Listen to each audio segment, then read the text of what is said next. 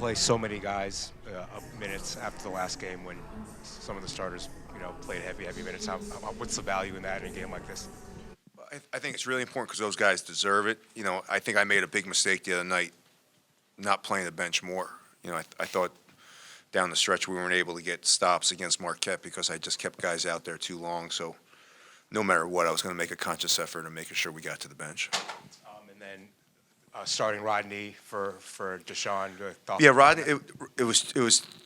I've been thinking about it for a while with this team because Rodney protects the big guys a little bit better than Deshaun. But we were struggling a little bit in the second 10 minutes of every half because Jay was going out there and he was the only ball handler out there, and he was working hard, but he was just getting stuck with the ball every single time, and I needed another point guard out there. And for me, it just made more sense to be able to put the ball in Deshaun's hands, let him be able to make plays with the basketball on the break where he's really good. Give him a little bit more time with the ball than off the ball, and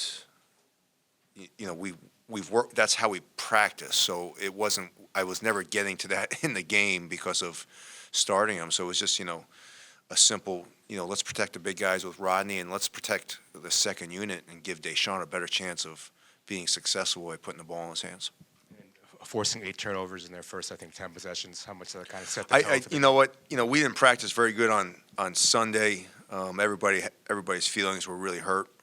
I let them have a bad Sunday, and then we came back yesterday and practiced really good yesterday. We were very spirited. We were very focused,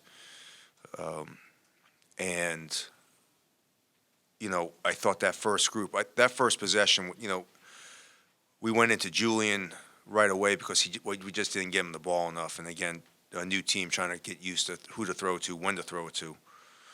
And I thought Julian set the whole tempo with we threw it in. He didn't rush it. He kicked it out. We got a wide open 3. Even though we didn't make it, I really thought that set the tone because I was on the team when we watched film on Sunday about getting the basketball into Julian Reese. And so for me to make the conscious effort to throw it in the first possession, and then for him to kick it back out after he didn't get that many touches, I just thought he set the tone being unselfish.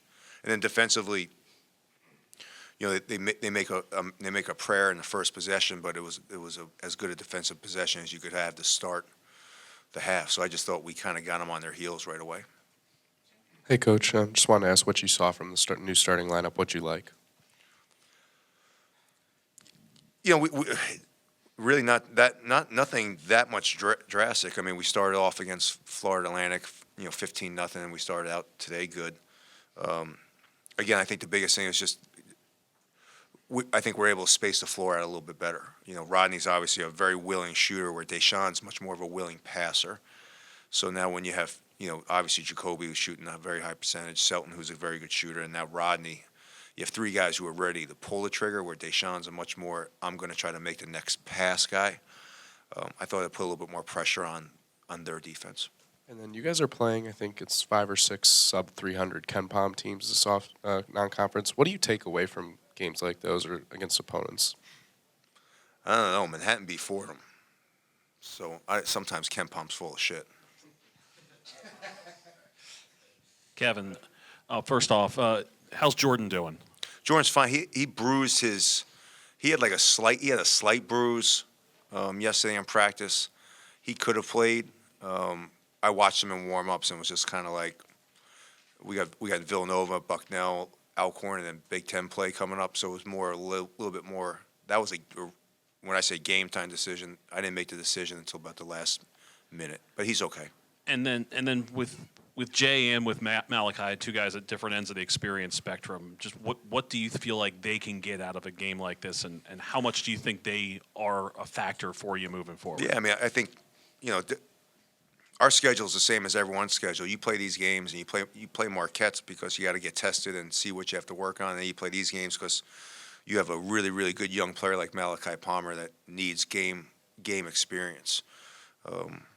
And the more Malachi's out there, the more everyone's seeing how good of a player he is and how active he is. So, and Jalen's a great leader. He's he's a very mature young man that knows who he is and is very comfortable in his own skin. And I think he's great. He's great for Malachi. Excuse me, I apologize.